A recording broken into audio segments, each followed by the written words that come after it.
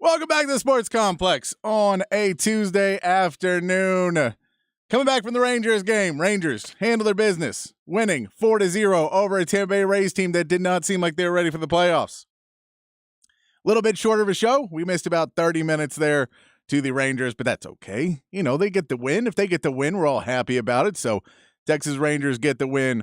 We're back here on the Sports Complex. On the show today, we're going to talk some NFL. We'll get to some more Texas, Oklahoma. It is a big week of Texas, Oklahoma. We have more Sark audio to get to. We'll maybe talk some more MLB, some NFL. And, of course, your text. 512-447-3776 is this text line. 512-447-3776 is the number to text in for to join the show. You guys drive the show. We're just trying to keep it on the rails here at the studio, but you guys are driving the show, so we appreciate everybody joining us today. We're going to start off the show because we are starting a little bit late. That does mean we need to kick off the show in good fashion with the poll of the day. Get you guys involved. Get you guys ready. Patrick's Big Fat Poll of the Day on the Horn. Things a little frantic here, trying to switch out from the game and get in, and I don't have my normal setup time that I'm used to, but we're ready. Patrick's Big Fat Poll today, 512-447-3776, 512-447-3776 is the text line number. And the question today, who is your most hated player in the Texas OU rivalry? Who's the one that when you think of Texas OU makes your blood boil?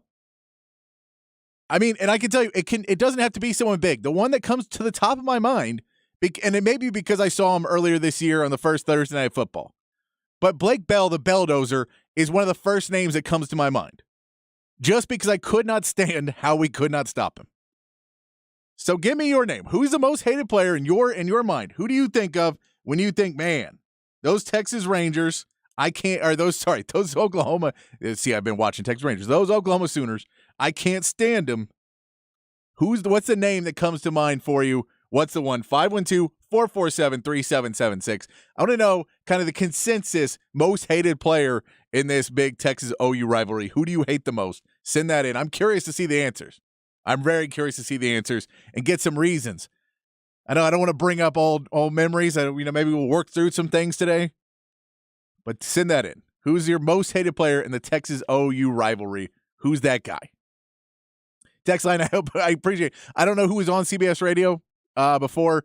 It'll be another game tomorrow. We'll be coming on a little bit late tomorrow as well for Rangers post-game. Will be going on. Hopefully the Rangers will take care of business quickly again, and that they take care of business on tomorrow. Then Thursday, they will not be cutting into our broadcast at all. Hopefully I have a big show on Thursday planned for you. Friday is going to be a huge show planned. I know Aaron Hogan and some of the Inside Texas guys are going to be down at Terry Black's in Dallas. So if you're going down for the game on Friday afternoon, you can go down there and hang out with them.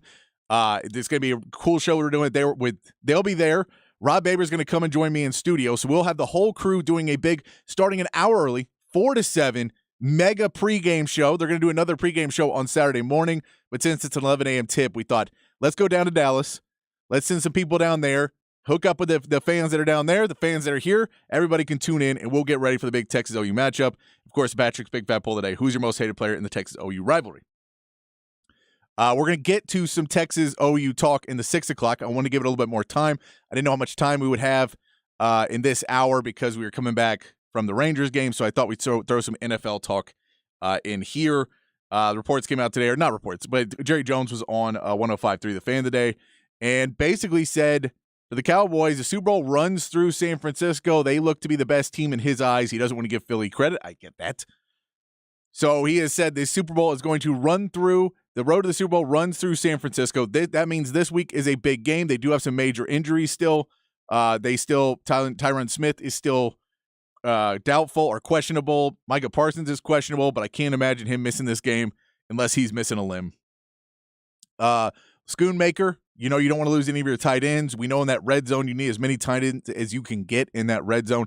And the big one, which you wouldn't think was a big one, but Rico Dottle is actually on that list as well with the injury he suffered in that game. And I don't know what you do if you don't have a backup running back. Deuce Vaughn has not shown he can sit in that role behind Tony Pollard. Not yet. Maybe later this season, maybe later in his career he can do it, but I don't know if he's there yet. So I don't know if you're a Cowboys fan, what you feel about going into that matchup with San Francisco. Because it's one of those things where San Francisco has allowed very few rushing yards. Tony Pollard may be kind of out of it. You may have to try some different things. So you may try and use some stuff with KaVontae Turpin and put in that small package with Turpin and Deuce Vaughn and try and put some stuff on the outside and trying to, take it where they have a very physical D-line for the San Francisco 49ers, trying to get some pressure off of them rushing Dak Prescott, trying to get them to the outsides and push them off and make those guys run a little bit more to wear them down. You may try and go small. I know they've run a lot more with Turpin than Deuce Vaughn, but if you put them both in, we talked about that earlier this year. If you put both those guys into a game, how do you stop both guys? If you put two guys in and you're trying to stop, you're trying to stop the run, and now KaVontae Turpin lines up at wide receiver in the slot, he kind of comes out, and then Deuce Vaughn pops out from the backfield. Unless you can get to Dak real quick, one of those guys is probably going to get a little bit of space. You get the ball to him, and he's able to get down the field. It's something that I would look into because you're going to need to pull out all the tricks against this San Francisco defense. You're going to have to figure out a way to get Brandon Cooks more involved. That's been one of the concerns. And, of course, your red zone. I think that there is some plays that if Ferguson gets a little bit more comfortable with Dak and those two guys get a better rapport, that red zone stuff is going to start to work itself out. The offense does not look nearly as bad as it did against the Cardinals. There's no excuse for saying that, this is a game that you got confused on or you got tricked and you weren't prepared for the 49ers, like you said with the Cardinals, and maybe you look past the Cardinals. You can't do that for the 49ers. We know that. So where are you going to be able to be? This is going to be a matchup to watch as we go through the week. We'll see how the injury report keeps changing for Dallas. We'll talk about some different game plans they may be able to have in this third quarter in the passing game and the running game, because you're going to have to work out some different techniques. And then when you're playing defense against San Francisco, the basic premise is to not let Brock Purdy just take from you all game long. You're going to have to get some pressure on a young quarterback. He's been really good about getting the ball out. They got tons of weapons. Deebo Samuel was not used a ton last week. You expect them to try and feature him a little bit more. You have Christian McCaffrey, who's just playing out of his mind right now. So I don't know. Defensively, you kind of have a better game plan of we got to try and affect Brock Purdy. We have to pick our poison and really try and stop Brock Purdy and make him beat us. If we try and stop Christian McCaffrey, we know he'll still be pretty okay. And if we don't, we feel the one guy we can stop, or you should feel the one guy you can stop, is a Brock Purdy. That's the guy you have to try and break through that armor that no one really believes that he is, MVP Brock Purdy, but he's playing like it.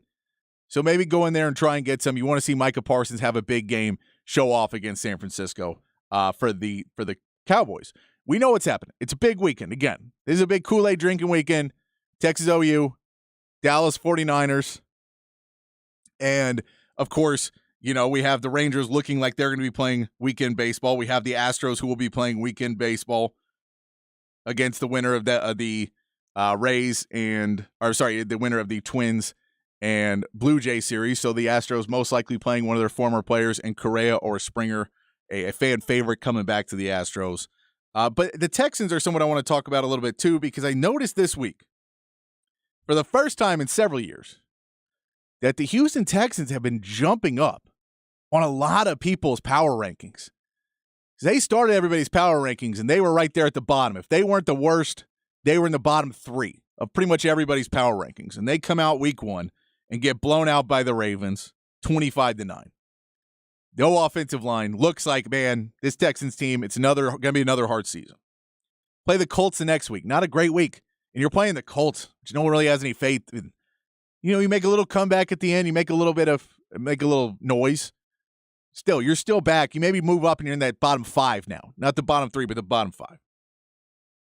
Then you come out and put it on the Jaguars. But, it's the Jaguars. You have their number. You have the Jaguars number. The Texans always beat the Jaguars. So it's impressive. You beat a team that a lot of people had clear front runners to win the division. A lot of people said could make noise in the playoffs. So you're adding Cam Ridley back into this lineup. You beat them by 20 points. Make them look terrible. So you say, all right, CJ Stroud starts to get attention for what he's doing. Everybody starts to, take, and they bump up a little bit, but it's one game. It's one game. You don't want to get too excited after one game. Then the Steelers come to town. Put J.J. Watt in. T.J. Watt wants to show off the younger brother. You think, all right, T.J. Watt. We had our man Jacob Standard on. He said 7 sacks for T.J. Watt is what he said. And you know what? Texans found a way. They found a way to get the ball out of C.J. Stroud's hands quick enough. They found a way to run block. They found a way to pass block, putting in tight ends, different schemes, helping out. They started to find, even though these are third-string linemen, they started to find ways to get those guys to start playing a little bit better. And they win by 24 points against the Steelers. Now the Texans, it's week 5. Those players that win, some of the offensive linemen that went on the ineligible to perform list, the PUP list for 4 weeks, or the injured list for 4 weeks, they're eligible to come back. So we may get some help back. Juice Scruggs at center, Titus Howard at right tackle, maybe coming back. Laramie Tunsil, maybe his progression. You might get them back this week or next week. You start to bring back a low line that you really start to believe in. Jarrett Patterson, who's been playing center really well. The other rookie you have, Jarrett Patterson, who you basically draft, he's your third-string center. You may not want to take him out of the lineup right now because Kenyon Green's not doing much for you. He's injured for the season anyway. So maybe you move him to your left guard. And now you may have a lineup that you're okay with this offensive line. And then when you look at the Texans, you say they're moving up on these power rankings. The thing you start to look at, in reality, is the rest of this schedule. And I know it's only 4 weeks in, so you don't want to look at the schedule too hard and say, well, these are the teams that are going to make it and these are the ones that are not. But so far, if you look through 4 weeks, the Texans only have one opponent left throughout their entire schedule that is a winning record right now. They have one 3-1 opponent, and it's the Buccaneers. It's not even a 3-1 opponent that you say, oh, well, those guys, that's a loss. Say you could beat the Buccaneers. You don't know. They're playing really well right now. Hats off to Baker Mayfield. As much crap. I talked crap about him. Didn't think he was going to be able to do anything. Then Todd Bowles, that coaching staff. Hats off to the Buccaneers for being able to get the wins. Any way you can, get those wins. Hats off to them.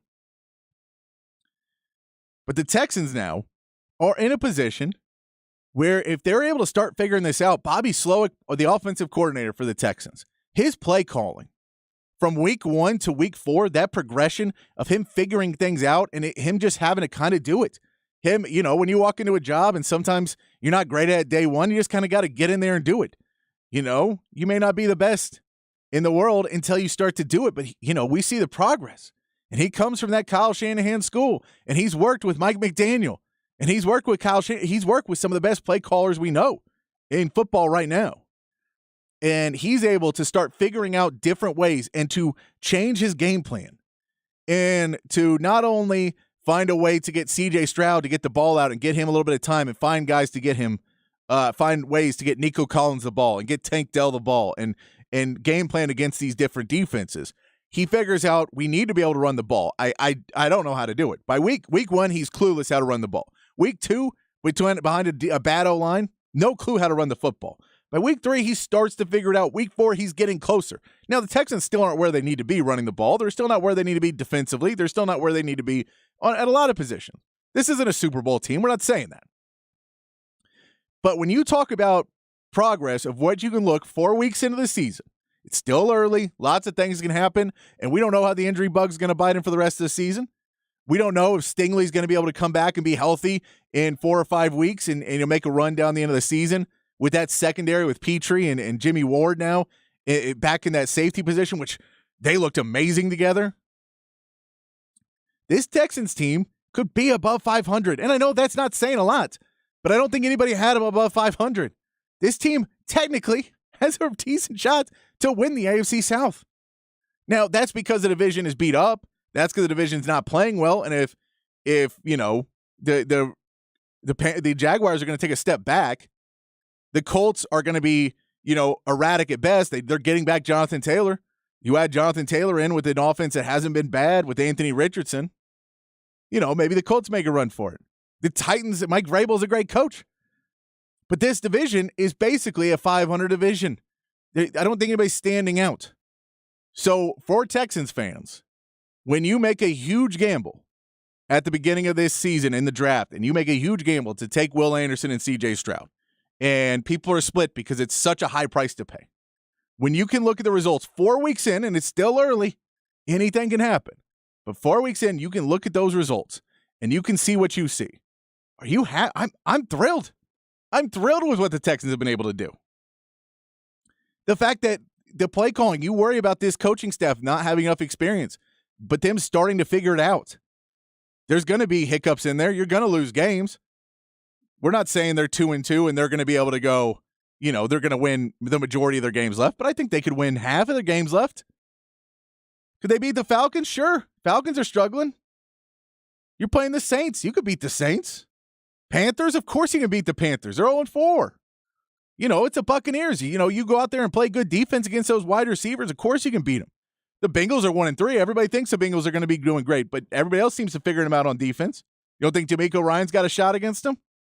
You have the Jaguars' numbers. You play the Broncos and the Jets back-to-back weeks. We know those are two teams that are struggling. Titans. You got the Browns. The Browns who want to come. Deshaun Watson's going to want to come to town and make a big impact. But is he going to be the guy right then? After the Nick Chubb injury, are they going to be on track?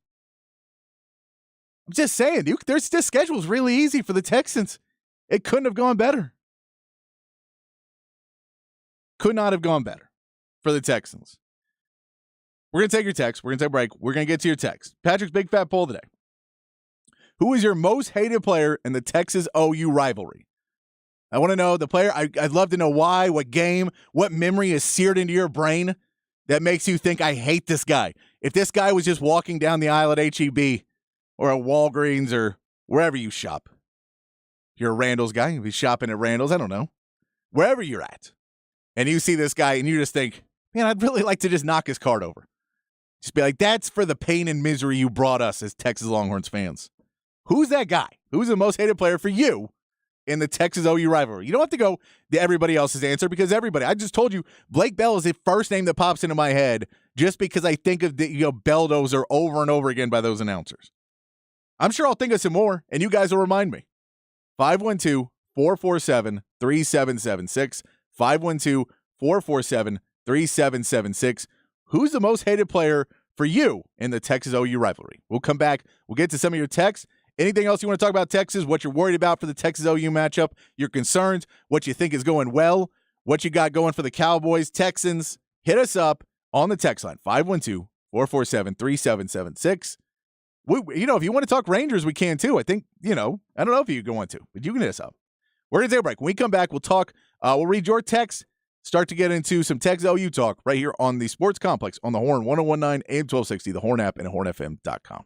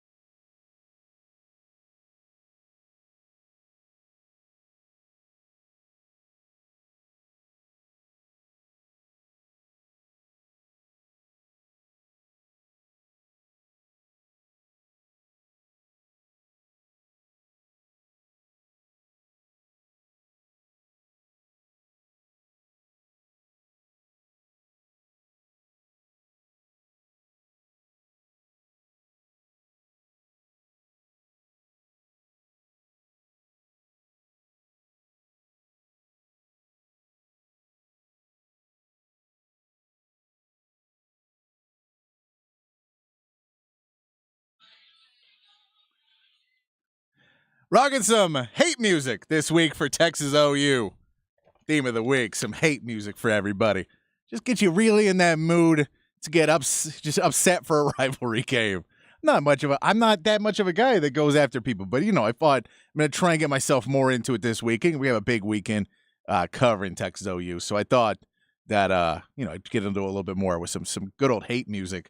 We're asking on the poll today. Bet Packers Big Fat Poll today. 512-447-3776. Who is your most hated player in the Texas OU rivalry? You guys are killing it right now. We get some good names. We get down there. Teddy, we get from Stein, Teddy Lehman is in there. Boz is a good one from Feral Tex. That's a pretty standard one. Without a doubt, Baker Mayfield. That guy is a DB. He's a D-bag. We always crying about Texas didn't offer him. Newsflash, nobody offered you out of high school. You should have never been allowed back in Austin. He's doing well right now. He's doing well in Tampa Bay right now. But yeah, I get those guys that have that competitive edge where they have to say, I have to make everybody. It has to be me versus them. And they're like, no, believe me, they would have brought you in. I get Lincoln's going after you. Lincoln would have brought you to USC too. We get Roy Williams, Derek Strait, or Quentin Griffin from Mr. Good Cat. Roy effing Williams. Yeah, I always hated the fact that there was too many Roy Williams at that time. I liked ours the best, clearly, but two of our rival in basketball had a Roy Williams as coach, and then Roy Williams as safety, and then Mr. Hoist Collar. And for years after that, there was he just basically passed that on until they finally had to stop it. But he passed on that horse collar tackle. He did it all the time. It was brutal, and you're just injuring players and stuff, and it wasn't a problem until finally got to the NFL, and they were like, yeah, no, we don't want you to hurt our players. But in college, I never seemed to worry about it too much. Another one from West Texas Andy. Safety Roy Williams, especially that hit against us on the goal line versus Chris Sims. Now he owns a business that buys unpaid storage units. I did not know that about Roy Williams. But yeah, no, he was a headhunter. And I don't think he was a headhunter in the sense that he was actively trying to take players out for more than a game. But I think he was fine taking players out for a game. A lot of guys were at that time. Now it's kind of a different, mode for a lot of guys. But a lot of defenders still have no problem. If they give you a good, clean hit and you can't get up, they're just fine with it. Roy Williams was always that kind of player. He hit guys hard.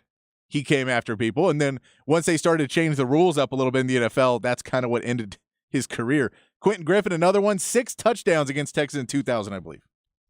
So, yeah, anybody who scores 6 touchdowns against you. Daydrinker77 says, not a player, but Bob Stoops because that stupid effing visor. I can't blame you for hating the visor. And especially Bob Stoops is extra hateable because even after he retired, he's still helping them. Like, that's extra annoying that you can't even get away from Bob Stoops. Like, he's still involved in that program. He goes to coach in the XFL, wins the XFL, and still helping out. At least that's one good thing we can say Lincoln Riley did for us. We get AP. He ran all over us on the edge to edge out one score in my first win one with my first Texas OU game like 20 years ago. It's 5:36 and OU still sucks. Now it is 5:54 and OU still sucks, but I agree with the sentiment. Adrian Peterson was another one who ran all over us. Definitely hate Baker Mayfield. That's a good. I mean, Baker Mayfield is much more of he's up to date. He's somebody that is, I think, is he the last super hated guy for OU? Is he the last one that we really stick at and say we can't do? I'll have to read that Matt Canada stuff there from Coach Cornuts. I'll have to check that out in the break. We also get another Brian Bosworth on there. Yeah, Brian Bosworth is definitely one of the easier answers. Kyler Murray for not shaking Sam Ehlinger's hand. What's funny is Kyler Murray was one that you would think would be on there more, but I think because we weren't necessarily as good of a team, that there was kind of an edge where Baker Mayfield, it seemed like we were, I don't know what it was, but Baker Mayfield does seem like he was more annoying than Kyler Murray. Maybe I'm wrong. Tell me if I'm wrong on the text line. But I feel like Baker Mayfield much more hated than Kyler Murray here in Austin. Stoops and Riley, not players, but hate them. No, I agree. Lincoln Riley was also, and Lincoln Riley was annoying because he had that He had the brisket post when he went to USC, which you should be like, hey, we're happy you kind of ruined OU. And then still he annoys us. He still annoys us. Spencer Rattler because he got benched. That's a solid one. Man, Spencer Rattler was our favorite OU player for a little bit. And then Caleb Williams had to come out, and we got more mad at Spencer Rattler for not even being able to hang in the game.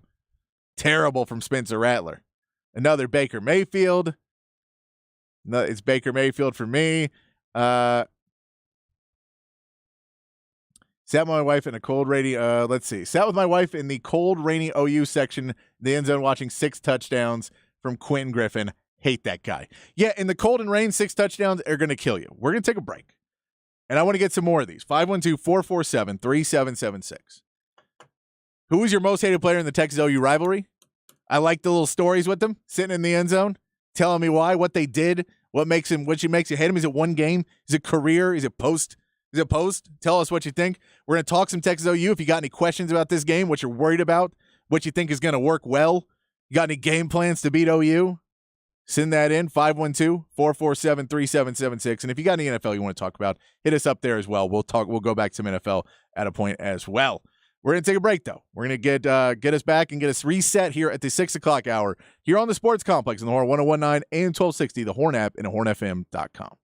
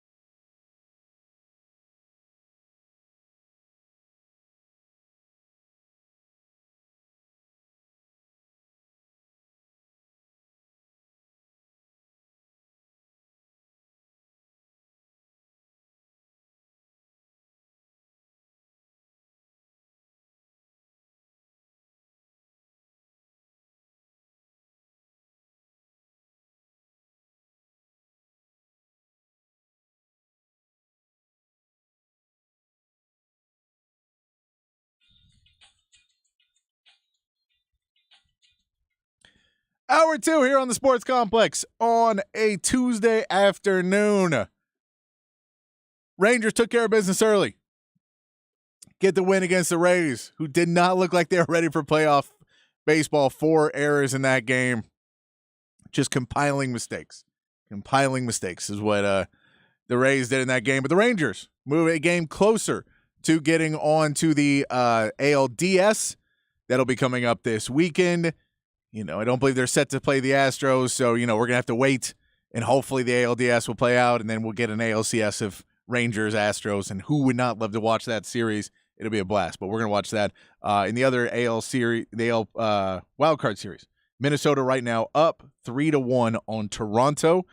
Everybody kind of thought that Minnesota was going to get blown out in this, or that Minnesota couldn't win in a postseason series, that their division was the worst, and I mean, you know, that was kind of the thought. Toronto, though, has suffered a little bit down the stretch, not getting it done right now. I believe we're in the 8th or the 6th. I can't see that far. Getting too old.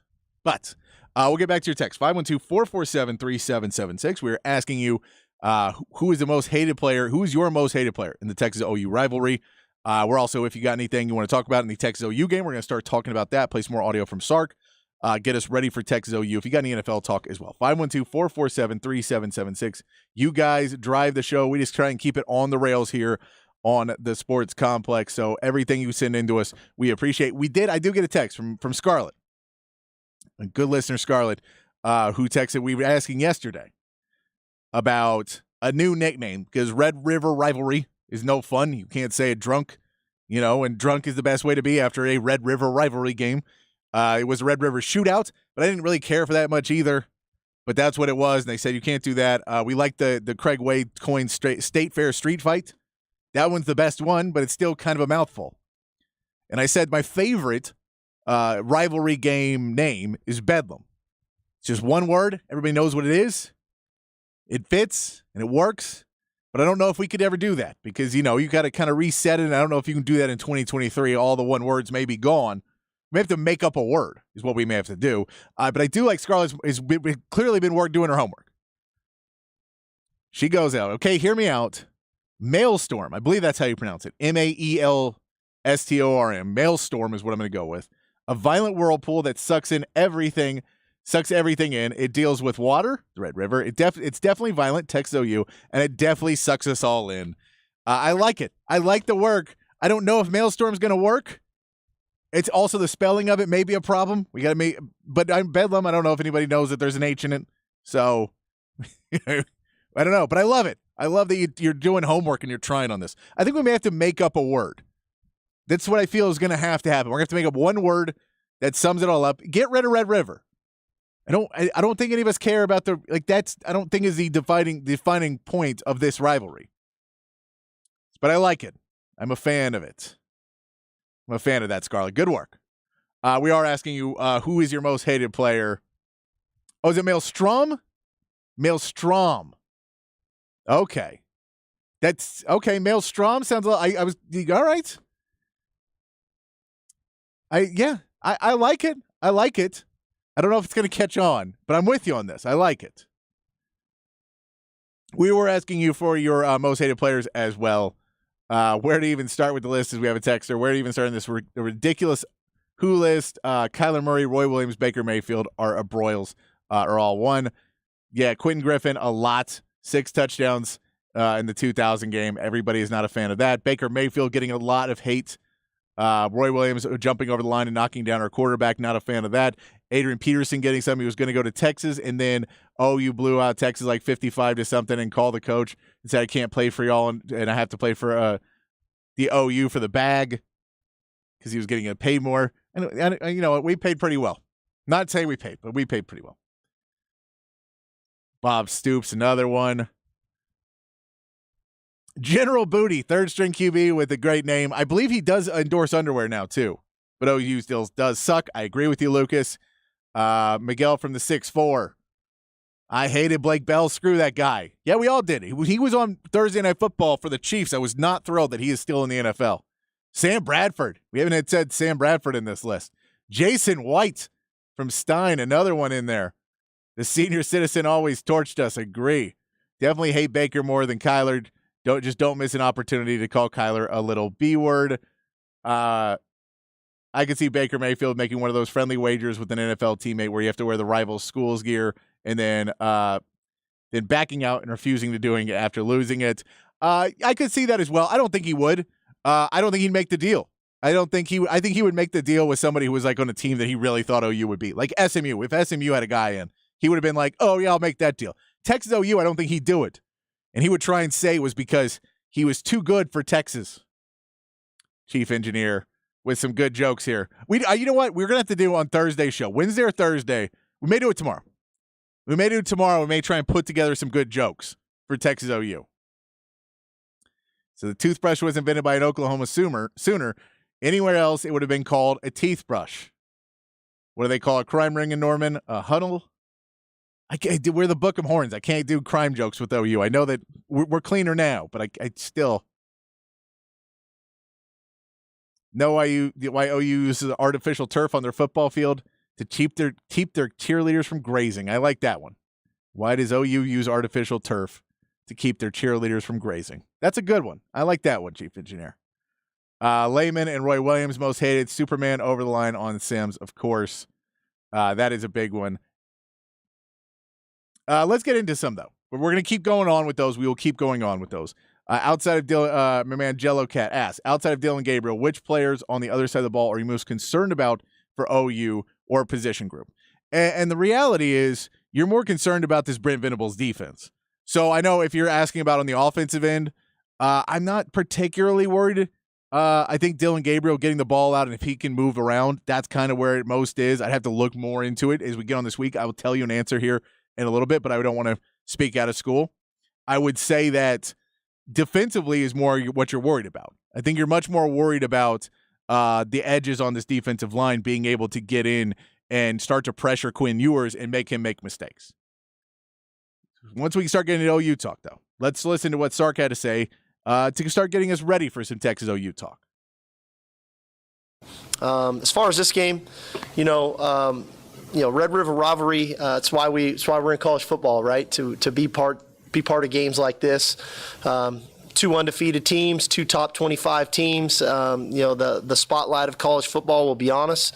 I think that the beauty for us, this will be our third top 25 matchup now in 6 games. And every team we've played has got a winning record and is doing good things. So I think that we've been exposed to some high-level football now through 5 weeks. And naturally, we understand the emotions that will come with this game and different things. I think it's critical for us that we have a great week of preparation, that we take it one day at a time, and then we go in the mindset to execute on Saturday. Emotions will run naturally as they do in games like this. The key to the drill is that we execute at a high level. So great deal of respect for OU. Coach Venables has done a tremendous job going into year 2. The quarterback, Gabriel's playing at a very high level. They've got an explosive unit. He distributes the ball beautifully, whether it's RPOs, advantage throws, shot plays, things of that nature. So, and then defensively, they have an influx of transfers. I think they have 9 transfers on the defensive side of the ball, a lot of which are on the front. So I think they've naturally upgraded there. And Coach Venables, he's been doing it a long time. He's one of the best in the business at game planning and getting his defenses ready to play. So we know it's going to be a great challenge. We're looking forward to it. Looking forward to seeing our fans in Dallas for, in my opinion, the best setting in college football. This is going to be an awesome environment, and we're very fortunate and humbled to be part of the game. Yeah, that's it is going to be it's a challenge that Texas has not faced this season. I know you faced Alabama early, but Alabama felt like a game that you could go into a little bit looser. And Alabama felt like a game that you went into that, and coming out of the game, you didn't feel like, oh, if we lose this is going to be a big shot to the team. You could go in there and play well. You really wanted to win it. You came into trying to win it. But I feel they were a little bit looser, and you may get a little tighter as you get into this OU week because this game, when you're 5-0, when everything's going your way, when you feel like you're a better team than this OU team. You brought up the good point, Joe. Which other player other than Dillon Gabriel? And Dillon Gabriel even. You're saying, we play guys. We can go against you.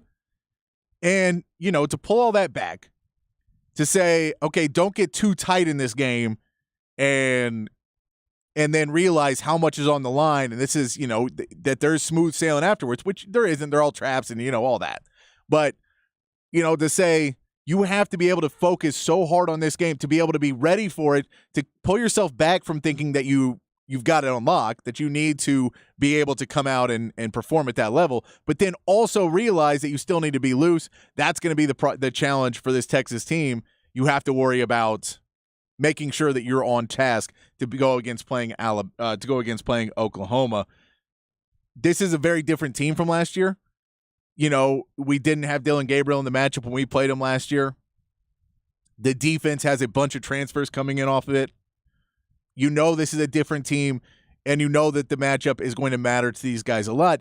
Now, the good part about the transfer portal is that a lot of these guys on the defense, I don't think are going to have the same built-in rivalry that some of the other guys would have. Like in old school days, you were recruited, you wanted to go to this school, you get recruited, and you start drinking that, you're starting to be indoctrinated from, while you're still in high school. You're wearing the shirts around and you're ready to go, and that's your team. That's where you want to, this is it. And so those rivalry games matter. And then by the time you get there, by the time you're on the field, you've probably seen 2 or 3 rivalry games, and you want to go out there and make your mark.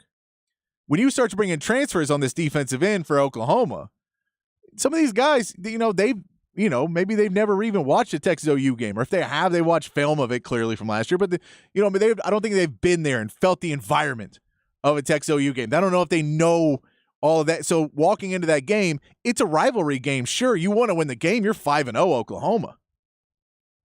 But that extra part where people are a little bit more worried that this is a rivalry game, so, it comes out and it's going to come down to who wants it more. I think partly with this defense, I don't know if it's going to have that same weight. Now, there's guys on that offense. Dillon Gabriel's been there. The fact he couldn't play last year is going to make him want to come out. We know that they have Drake Stoops on this team. We are fully aware that Bob Stoops' kid wants to come out there to play. He's going to want to go. So there's guys that are going to make this about a rivalry. But it's just an interesting factor that when you talk about how many transfers they have, guys that maybe hadn't been on this team for too long, anybody who wasn't on this team last year, they got blown out. You lose a little something on that. So something to watch for. But anybody who was on this team last year, 49-0, is going to know that they want to do anything to get that one back on Texas. You're going to have to be able to do that. And it was funny because Sark was asked this week about embracing the hate against OU, because all year he said, we kind of got to embrace the hate of teams coming after us and that they're not happy that we're leaving the Big 12 and nobody wants us to be here and everybody hates us right now. So we have to embrace the hate is what everybody's going with. But it's Texas OU, so the hate's always been there. And we're both going to the SEC. So the other hate, that leaving for the SEC hate, is gone with OU. We're fine with them on that. We're buddy with them on that.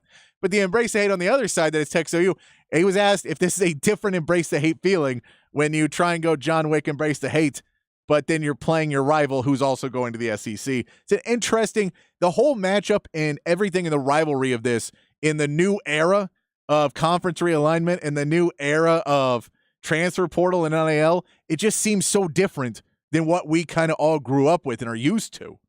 Here's Sark talking about embracing the hate with OU differently than embracing the hate with the rest of college football.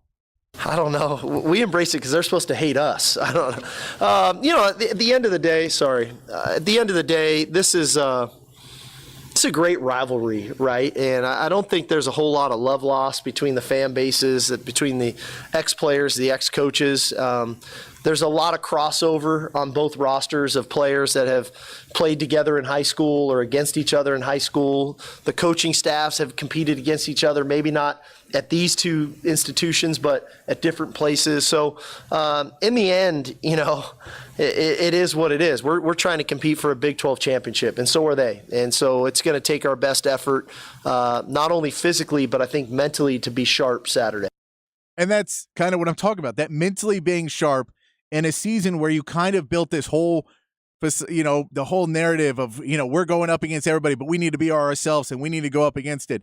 And then to shift kind of abruptly of this isn't you against Florida, because now those are your partners in crime in OU, but you also hate them. It's a rivalry week, and you're going to play in a neutral location, and the fans are going to be going. It's just a weird kind of year for it with the conference realignment. Now, Texas has a very experienced team right now. They have the factor, I think they have the benefit in who is the more experienced team out of the two. I think they have the maturity. I think they are ready to go in that level because they've been there, because they've done that, and what they've shown this season. What we talked about of seeing the players on the sideline getting into other players, seeing the players wanting to go out and get into other practices and starting to work harder and really trying to build that. The players only meeting after Alabama, which people questioned, but it ends up being a great thing. The players only meeting after Alabama. It ends up helping this Texas team because it ends up getting them in the right space of mind to where they needed to be to compete following the following 2 weeks. And they've come out and done gangbusters in the 2 opening weeks of Big 12. So that, we can say in Wyoming there was some extenuating circumstances of, not knowing some of the players that were going to be in there, and maybe there was a little hangover of the Alabama game. But they were able to get through that and then look really good for 2 straight weeks. I see Kerry from Georgetown saying that this is a team that hasn't played a real quarterback yet. You've played real quarterbacks. You haven't played a starting top tier quarterback. Dylan Gabriel's a different level, but you've played against real quarterbacks. And as much as people want to keep saying that Milroe is not a starting quarterback, Milroe would start on probably 6 or 7 teams in the Big 12. It's just at Alabama, you are expected to see a top 5 pick quarterback. You're expected to see a first-round pick quarterback at Alabama. So when we all say Milroe's not a great quarterback, we're not saying that Milroe isn't a starting quarterback on a lot of teams in college football. Because he is. Because what he can do with his legs. Because what he can throw the ball in the deep ball. But when you're in Alabama, you expect to have a Heisman Trophy candidate quarterback. And he's not that. But Jalen Milroe, would he go to OU? They would recruit him at OU?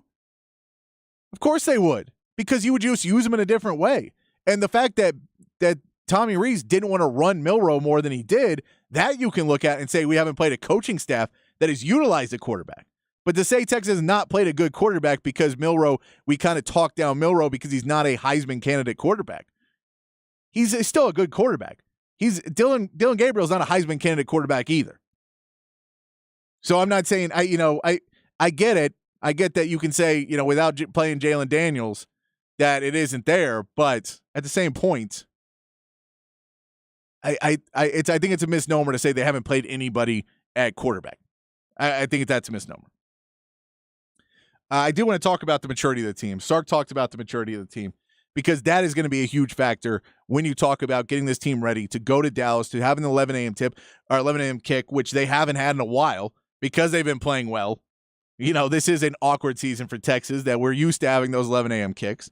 They've started to put them on at better time slots, but it's Texas OU, so you're going to play at 11 a.m., getting you ready, getting you pumped up in the morning to bring that energy at 11 a.m., to bring that energy in the second half. All of those things. Here's Sark talking about the maturity of this Texas team. Oh, I think it's huge. You got to remember, I have a bunch of guys in that locker room that were on the sideline when we lost a 20-something point lead 2 years ago, right, in a very tough loss. And then a bunch of guys in that locker room that won a big game last year. So they felt the lowest of the lows in this game. They felt the highest of the highs, right?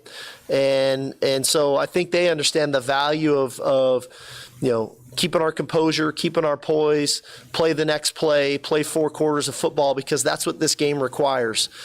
This game is not about what happens in the first quarter. It's going to be about how we play for 4 quarters and the consistency in which we do it.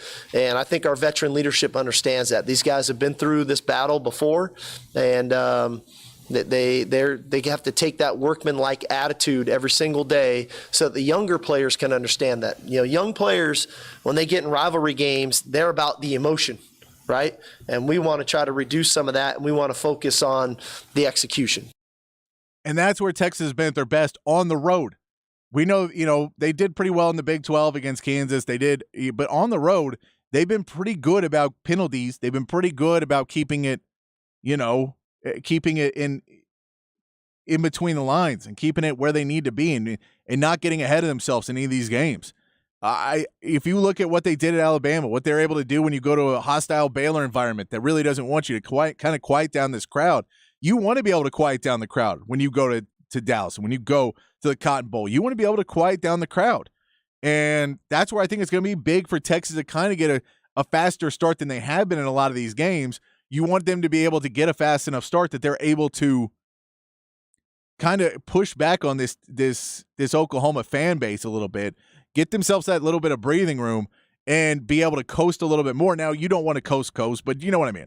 You want to be able to get that early score in there and not do what you have been doing, which is going out and allowing an early score to the other team and then putting one back up, because this is not a team that you're going to be as easily able to do that against. Because that's one thing we talk about Baylor or Kansas. Not so much that it's just a quarterback. It's that there's more to be said of what this team can do once they run with a lead. That this Oklahoma team is used to going with the lead. They're used to running with the lead. So if you give them 3 or 7 points early on and you think, oh, well, we'll come back, though. We'll give them a quick 7, we'll put up 14, and then we're up 14-0, and then we'll just kind of run with it. This is not a team that you can do that against. So you're going to have to worry about that. We're going to take a break. Before we do, I want to remind everybody, 512-447-3776. Let's read some more of these before we go to break. How about that?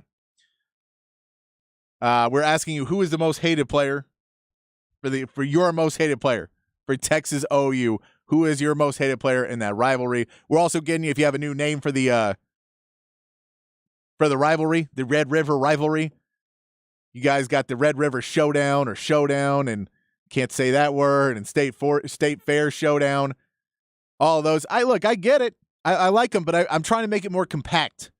Make it a little bit more compact. I like that you're going for it, because Red River rivalry works if we're going to go with something that's kind of a mouthful already. Trying to make it quicker. Scarlett came out with Maelstrom. He's the one. A violent storm sucks up everything around it. But if it sucks, it's kind of OU's territory. That's the one problem I have with the Scarlet. If it sucks, if the Maelstrom sucks, that's kind of OU's territory. Because Texas doesn't suck. 625 and OU still sucks. Texas doesn't. Mike Leach's fake playbook. That's one. I'll give you that one. That is pretty hate. That's a one that no one appreciates. Tom Herman really doesn't like that one. How has nobody said Switzer yet? Yeah, Barry Switzer, another one. And look, Barry Switzer is a special one because you may hate him as a Cowboys fan too. Border War should be the name. Maybe a little politically decisive in this era. Bosworth. Waterloo is where we had him earlier. I like from TJ Horn. Waterloo. I still like that one a little bit. I don't know if we can pull it off. I still think we need to make up a word. Need someone who's creative out there on our text line to make me up a word for this rivalry. It's one word, maybe 2 or 3 syllables. Don't make it too big. You got a word? I like that, if you can be that creative. Let's see. Brennan Thompson has a big game. He jumps near the top of that list. Very rare to see a transfer between these two teams. I agree. If Brennan Thompson comes out and has a big game, I don't necessarily see that happening. I think there's a reason why Brennan Thompson wasn't getting a ton of reps here. I know they're going to try and stick him out there. He has 2 receptions this year for 62 yards, so they're going to try and run him over the top. I don't know if Brennan Thompson's going to be the guy that we necessarily think is going to kill us. I think they have 4 receivers that I'm a lot more worried about than Brennan Thompson. But I agree. If he comes out and has a big game against Texas, even if he scores a touchdown, he's going to be big on that list. I like that one. That's a solid one. Sam Bradford. I think a lot of people would agree Colt was a better QB, and that was his Heisman Trophy. Yes, if we want to go into stealing Heisman Trophy, Sam Bradford is up on that one, and everybody knows Colt was better than Sam Bradford. We all know that. And you know who would agree with you? The St. Louis Rams and their fans drafted Sam Bradford, paid him that last big contract before they redid the rules in the NFL. We're going to take a break. We come back. More text from you guys. 512-447-3776. And some good audio from me and Rob B. Hook them up this morning that I want to play for you guys before we get out of here. All of that coming up on the Sports Complex right here on the Horn 1019 AM 1260, the Horn app, and hornfm.com.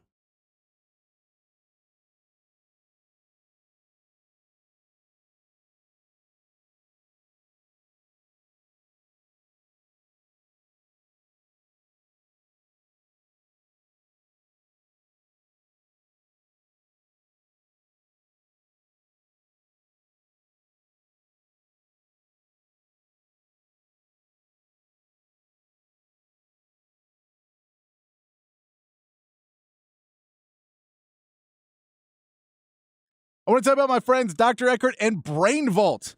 Brain Vault is a sports science technology founded locally right here in Austin, Texas. Brain Vault is a patented technology based on proven science delivered through a mouth guard to help reduce the risk of concussion. And who is not looking for a way to reduce the risk of concussions right now? Brain Vault has brought their technology using the NFL into a retail version so your sons and daughters can have the same level of protection the NFL players have experienced.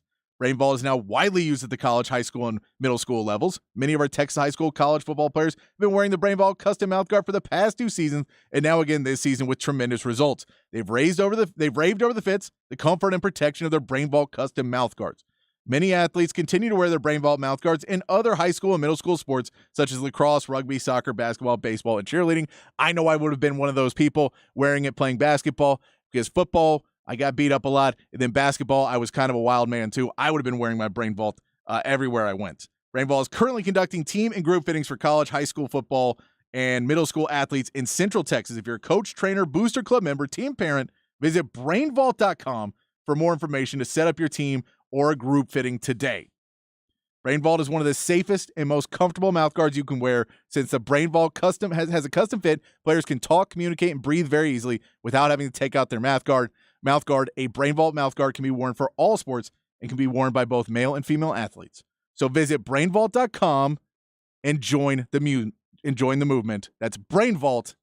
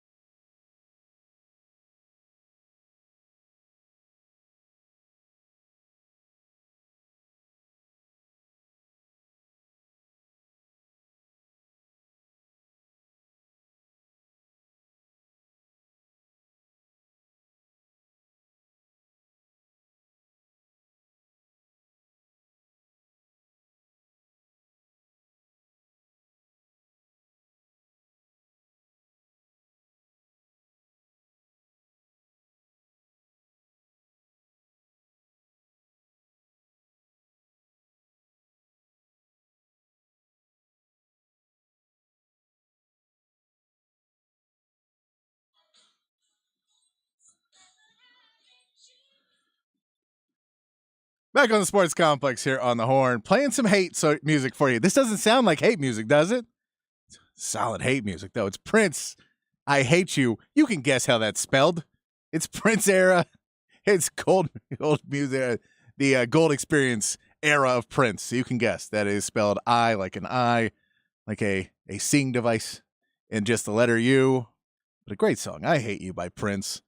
You know, anytime you get to play Prince on one of these playlists, I'm always happy to do it. We're going to your text line, 512-447-3776. But if you got any other hate songs that I need to play this week, we got a couple more days of songs that we're going to play. If you got a hate song that you play against, like especially if you give me a story of why it's your hate song, I might play it this week. I like that. You know, I just play whatever we want to play that, you know, get us in the mood for a Texas OU weekend. We're asking you guys, who's your most hated player in the Texas OU rivalry as well. We're asking that. You guys have been killing it. We get a lot of Sam Bradfords are up there now. Baker Mayfield's killing it up there. I think Baker Mayfield may be in the lead. Quentin Griffin's up there for sure. Quentin Griffin and Sam and Baker Mayfield are kind of up there, you know, lead. Bob Stoops is up there a lot.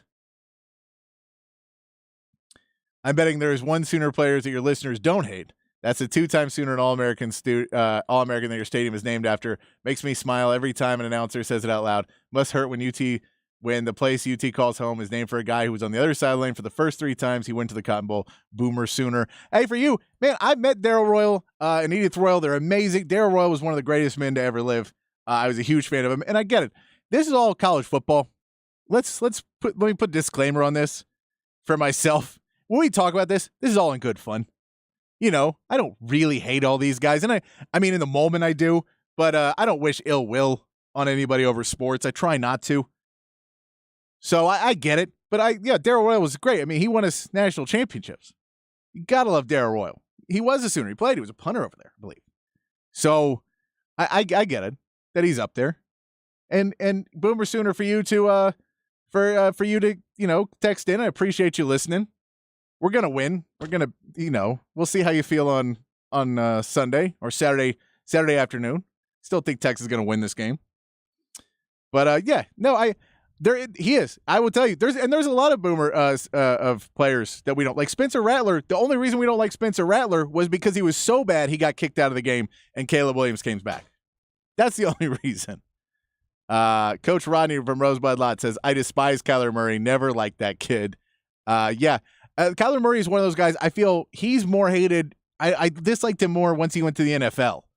I don't know if I had that same – I don't know. I don't know why I don't feel like I had that when he was at OU. I probably did, but I don't know why. Milroe is committed to Texas. Will we be saying the same thing if it's our quarterback? That's my point. Is Jalen Milroe was supposed to be here. Jalen Milroe is like he's not a nobody quarterback. He just hasn't been, you know, and if they ran him more, Tommy Rees ran him more, the game may have changed. They may have picked up some more first downs. I think that was much more a Tommy Rees coaching thing because Nick Saban has his plan and he wants to throw the ball. He doesn't want to have a running quarterback, much like Sark doesn't. But Sark is now allowing Quinn Ewers to move the ball, which is a huge different thing. Chan, bring your lunch pail, Texas. Texas fights. Look. And Dylan G is the best seasoned quarterback that Texas D shall face. Yes, he's the most experienced quarterback of a guy, you know, because we didn't play Peabody that we were supposed to play for Wyoming, which would have been more experienced because he was a fifth-year senior. So he would have been a guy, but he didn't play in that game. So, you know, we can't say that one. Dylan Gabriel I'm not saying he's not a bad quarterback.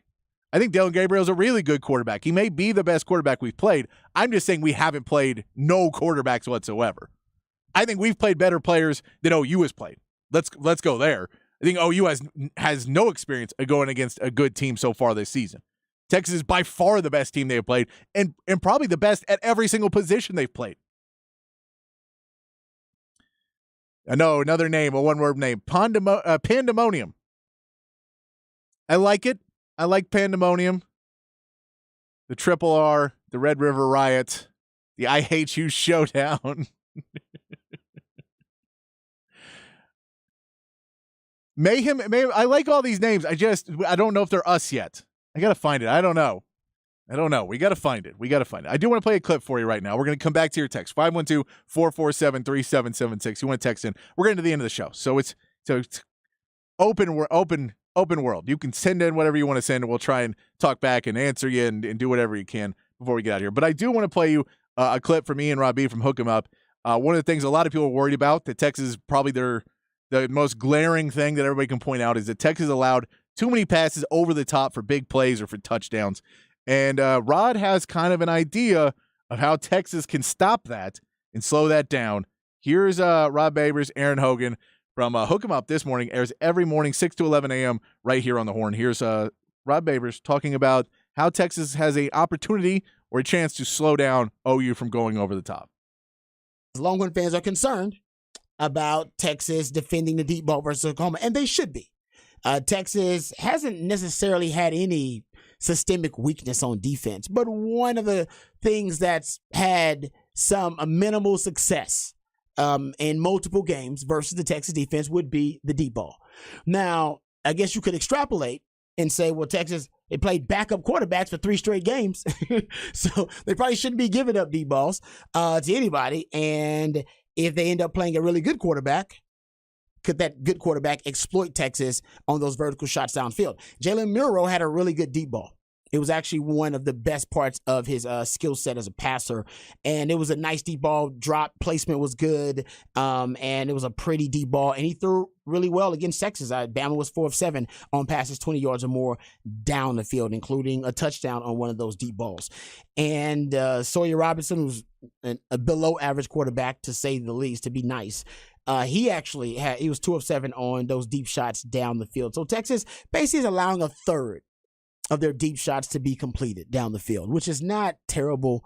That's not necessarily bad. And as I said, it's not a systemic issue, but the Kim Kardashian, Nicki Minaj, Serena Williams size, Cardi B size, Megan Thee Stallion size, but is they haven't really faced a good quarterback yet. And Dillon Gabriel is a good quarterback. They always say that if you're a good quarterback, a decent quarterback, you're supposed to, at a distance, be able to hit a house, but some of them are really good. They can hit the door from a distance, and there are some quarterbacks so elite accuracy-wise, they can actually hit the knob from a distance. Dillon Gabriel's a hit-the-knob kind of guy. He is really accurate with the football, but he, as Taylor McCarthy mentioned, he hasn't been under a lot of duress. And Texas will put more pressure on him than he's faced all year. It's the best defense that Dillon Gabriel's faced, but this is also the best quarterback that the Texas defense has faced. So getting back to the deep ball, Texas has allowed a third of their deep balls to be completed. Dillon Gabriel's deep ball accuracy is actually one of the best in the country. I haven't compared it to others, but I imagine completing over 50% of your deep balls puts you in rarefied air, because that's usually the norm is around a third, around 33, 34%. That's probably average. This dude is closer to 60% on his passes of 20 yards or more down the field. 13 of 22, averaging 24 yards per attempt. So for Texas in this game, that's going to be a primary concern, how they defend the deep ball. And for Dillon Gabriel, he's got some speedsters on the outside. I don't think they have, an elite wide receiver, but they don't need one. All they need guys that can stretch the field. Remember, they got Brendan Thompson, and he's like the rotational guy. He's like 4th or something in the rotation of guys, and he's a speedster. Remember, he transferred from Texas. This is a guy that ran, 400 meters, something Track like star, that. yeah. So they got some speed on the outside. And remember, that's where teams were attacking Texas. They would try to isolate Ryan Watts on their speedster and then just make it a track meet. That will happen again. So teams are attacking certain positions and certain players with these vertical shots. They're attacking the Texas safeties, whether it be Jerrin Thompson or whether it be Michael Taft or Keaton Crawford this past weekend, and they're attacking Ryan Watts. So I do think there's a couple of things that PK can do to try to minimize the damage of any deep shots, deep attacks by the Oklahoma offense. I think you keep your 2 deep safeties. All right, I would go with 2 high shell look to deter Dillon Gabriel, a veteran quarterback, from even chunking it deep. That way you can safeguard yourself with umbrella coverage from those deep shots. And teams and quarterbacks usually, and based on analytics, they usually take fewer deep shots when you have deeper safeties. Now you're going to leave yourself vulnerable to the run game because you'll have to play with a lighter box if you're going to go with those 2 high safeties. Remember, this happened in Texas in the Kansas game. Texas played a lot more two high safeties in the first half versus Kansas. Kansas ate Texas up with that option game. In the second half, one of the big adjustments by Texas to neutralize the triple option was they just put an extra defender in the run game, and they went with a lot of single high safety looks. So they can always make that adjustment. And if I'm PK, I'll make that adjustment later, but I think the deep ball could hurt you early. And if I'm Oklahoma, I'm throwing the deep ball early and often versus Texas. And if I was Texas, I'd want to force them to have to march the length of the field. You can play with a lighter box because your defensive line is one of the best in the country. You got the highest graded defensive tackle in the country in T'Vondre Sweat, and Byron Murphy may be just as good, if not better. I would bank on my defensive line being able to win up front with light boxes. Oklahoma is averaging less than 4 yards per carry. They're not a dominant, formidable run game. And with Jalen Ford and your defensive line, even with just 6 guys in the box, doesn't mean there are 6 guys in the run fit. A guy like Jalen Catalon can come from 12, 13 yards away as an alley cat and precisely, with a precise angle, come down and make plays near or behind the line of scrimmage. We've already seen that. So that's one thing I would do. I'd play too high. I'd go with a light box early on because you got Jalen Ford and you got one of the best D-lines in the country. I would also tighten up my rotation of safeties. They're attacking Keaton Crawford. They're attacking guys like Taft in coverage. I would keep Jalen Catalon and Jaron Thompson and maybe a young Derek Williams, tighten that rotation so they're not able to exploit certain players with that deep ball. And with Ryan Watts, same thing. I might, play some of those younger corners, Gavin Holmes or even Malik Muhammad later on in that game because early on, a lot of emotion flowing for a young player who's never experienced it. But after Ryan Watts has settled down, and they may go after him early on too, I probably would play some of those younger guys because Malik Muhammad has a better technique at the line of scrimmage. I think he's a better coverage guy overall, and he's a better ball hawk than Ryan Watts. So he's a higher ceiling than Ryan Watts, but right now, experience can hurt you, or I should say inexperience can hurt you in this game. I love a lot of what he said there. There's Rod Babers, Aaron Hogan, talking about how do you prevent the deep ball? It is something a lot of people are worried about against OU. How do you prevent OU from being able to go to the top? And I think the biggest point he brought up there was OU is going to try and come out and put up some points early. They've seen what Texas has done and not allowing teams back into games and being able to close out games this year, where this is one that you feel you need to get out and get ahead of them early enough to make it make it a dogfight all game long, because if you do get behind, Texas has shown that they're able to keep up pace. So I think Oklahoma is going to be trying to make that big impact early, try and land that first big punch and take Texas off of their feet. That seems like it's going to be a big game plan.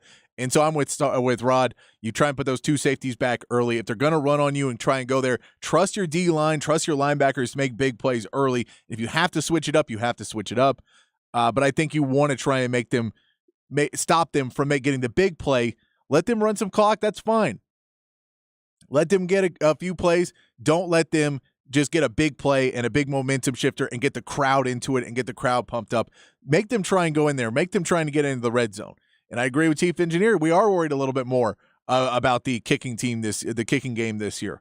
Yeah, in the red zone, you need to score touchdowns. This may come down to a game, at least in the first half and the third quarter, where it comes down to you need to hold OU to field goals and you score touchdowns in the red zone. It could be a red zone game that you kind of have to not allow the plays over the top. They're going to be able to get some yardage, but once this field starts to close up and you're not able to take those deep fields down the field, you can't take those deep shots anymore. That Texas is going to be able to, then get the pressure, then get the stop and have them kick field goals. Now, if that's Texas, that's fine, but you need to be able to score touchdowns on the other end. So that is going to be the big case for Texas. Are they going to be able to do that? Let's see where we got somewhere on the text line. The most hated OU player, that idiot OU running back who always yells Boomer Sooner at every Heisman ceremony. Get him in there. But I will give him in the Texas OU rivalry. I can get they could be an annoying Sooner for you. We get what the hate the fans have. Call it the Madhouse matchup. What about Hate Fest? The 35 throwdown. 35 throwdown's a little bit more closer. Hate Fest and all that. I get it. We hate it, but a lot of people hate each other. We're just a better rivalry because we're in it. We know that.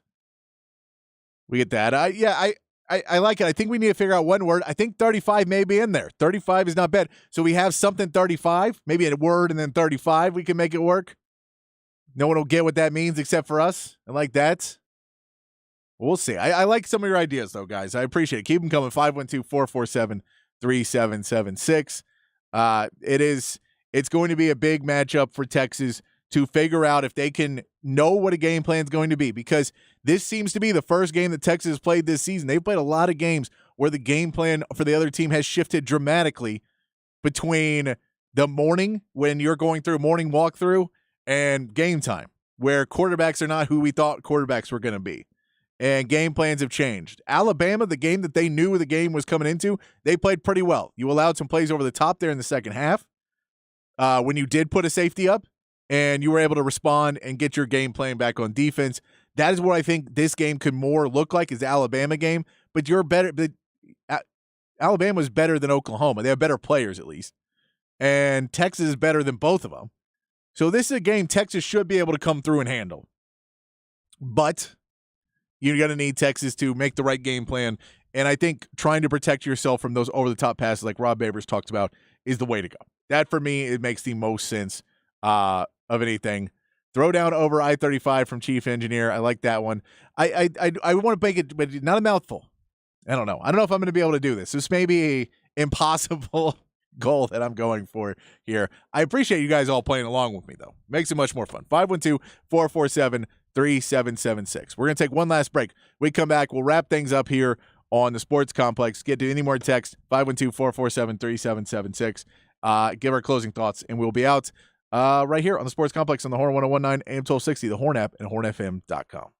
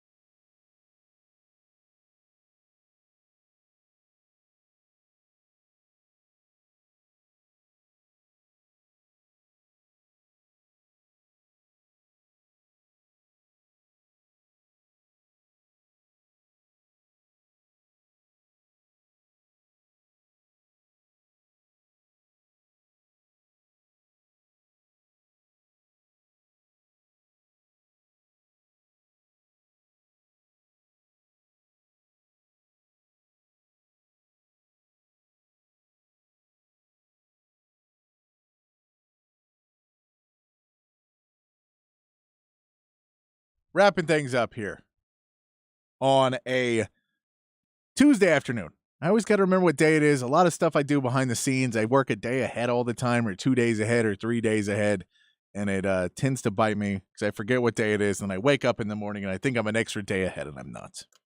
And that's depressing because I want to be another day closer to Texas OU. I appreciate everybody playing along with me. You guys are awesome. You guys are awesome on the text line trying to play along, figure out the name. I think you're with me. We want a new name for this. Throwdown on over 35, Thunder on 35, Ground 35. I like them all. We're going to get back tomorrow. Maybe a little late tomorrow again. Texas Rangers playing 1:30 pregame right here on the Horn until they are done with the postgame. Then we will be joining you if you're listening on the stream. You hear another show. Don't worry. I'm coming. I'll be here tomorrow. Don't worry. Until then, though, be kind, be safe, keep your underwear clean. We'll see you right back here tomorrow for more Texas OU Week. 6:55 and OU still sucks. Have a great weekend. Peace.